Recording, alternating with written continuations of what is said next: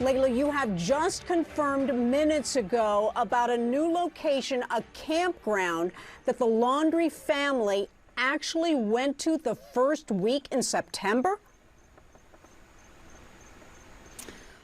Well, the attorney for the Laundrie family, Jean, has confirmed that from September 6th through September 8th, the family went to the De Soto campground. They arrived together, and according to the Laundrie family attorney, they also left together. We did visit that campground today, and I actually spoke to a former park supervisor who told me this would be a pretty hard place for them to camp out. But to your point from earlier, this is not a new place for the family. If you look at Gabby Petito's Instagram, you can see there that she has posted before about this site, pictures of her there.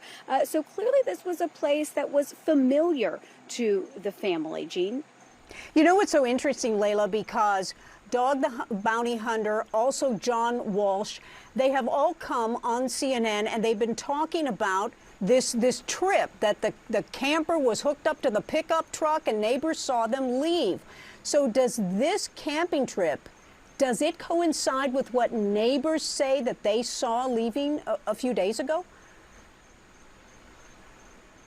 Well, the neighbor we spoke to said she last saw Brian here with his family out front September 10th. So, and the Laundrie family attorney is saying that it was September 6th through the 8th that he confirms that the family went there together and came back together. You know, this has been a long timeline of events. He returned September 1st. She was reported missing September 11th, according to the family.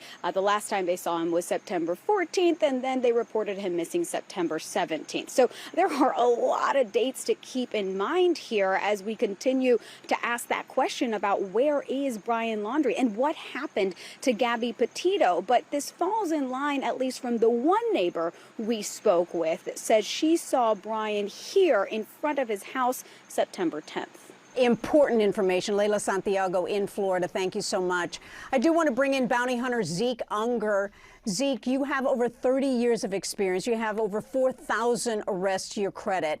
The De Soto campground, the state park, it's an amazing place. I looked on their website, 2.7 million visitors every year. There's camping, there's islands. You can take the ferry or the canoe to the islands of this state park. It's the largest park in Pinellas County. Is this a plausible lead, especially since they were there?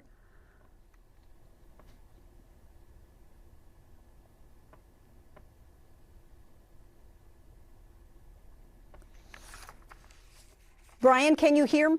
Can you hear me, Zeke? All right, I think we're having trouble with his audio. We're going to get back to Zeke as soon as we get that settled. First of all, a few hours ago, Gabby Petito's family, they gave an emotional news conference begging Brian Laundrie to turn himself in and saying that they still feel Gabby's spirit. I actually got behind a car yesterday and there was a Wyoming sticker and the letters were GBZ. Gabs. So Gabs. She's with us. She's with us. She's with us. They were all trying to be so strong, but Gabby's mother especially, she was emotional. Who wouldn't be? Our Athena Jones was right there as it happened. Athena?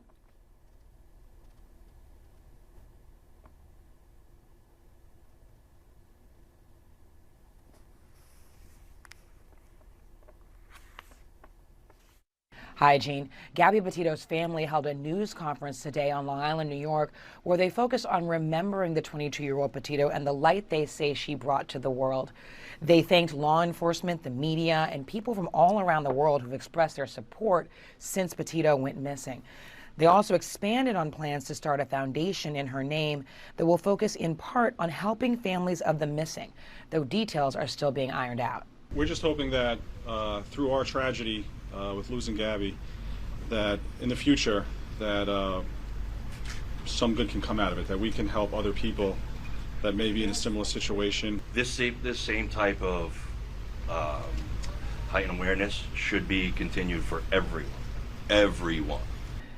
Neither the family of Gabby Petito nor their lawyer would discuss details related to the investigation into Petito's death or her fiancé Brian Laundrie's disappearance, nor would they speak about their interactions with the Laundrie family since Petito went missing or their relationship with the Laundries prior to that.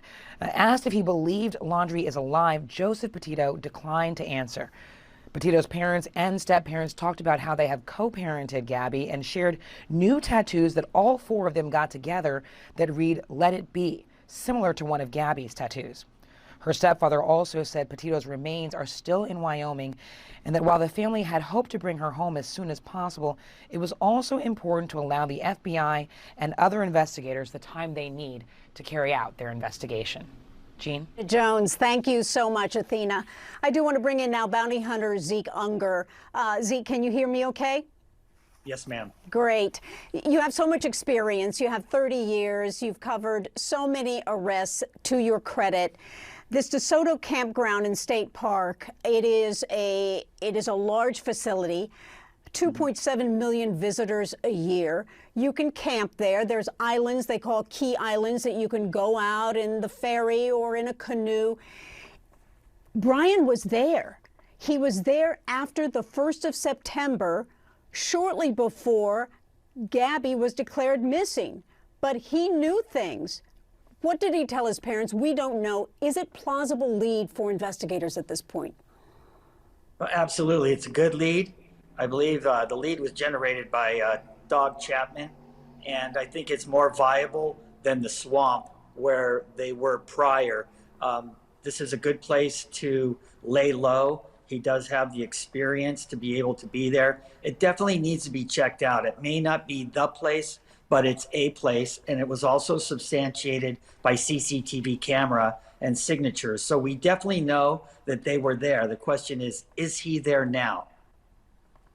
Exactly. That is the question. Is he there now? And also, what was the purpose of going there? I think we have a very big question in our mind because according to the affidavit, the family wasn't making contact with the Petitos and they were trying to find out what happened to Gabby, but yet they go to the De Soto State Park.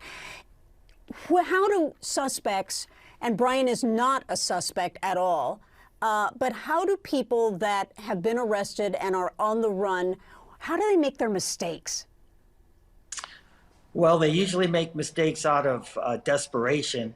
Either they have lack of funding or their inability to lay low. You know, human beings have this thing where they have to reach out to those around them and vice versa. Are they communicating on a burner phone? It's hard to say. Hopefully law enforcement may be up on that. I believe also he is a suspect. I believe that they just haven't told us yet, but the way the course of the investigation is being conducted, my professional opinion is that he's a homicide suspect at this time. All right, thank you. Zeke Unger, and still to come. The Laundrie family speaking out tonight saying they are not helping Brian evade authorities, but is that the only headline from the statement? Plus, would you know if you spotted Brian? What if he's changed his appearance? Would you know what to look for? And cloaked in the mountains, could Laundrie be on the Appalachian Trail tonight? But first, Gabby Petito's story. It has galvanized interest and shined a brighter light on underserved missing boys and girls in this country. While we obviously cannot highlight every case, we believe their cases are just as important. Throughout the evening, we'll be sharing their pictures and ways you can help find them. We start tonight with Kiara Coles. The postal worker was pregnant when she was last seen on October 2nd, 2018. Her mother says her heart has been aching for the last 3 years. The family celebrated Kiara's 29th birthday this past Friday. They haven't given up hope of finding her. Somebody knows what happened. We're back after this break.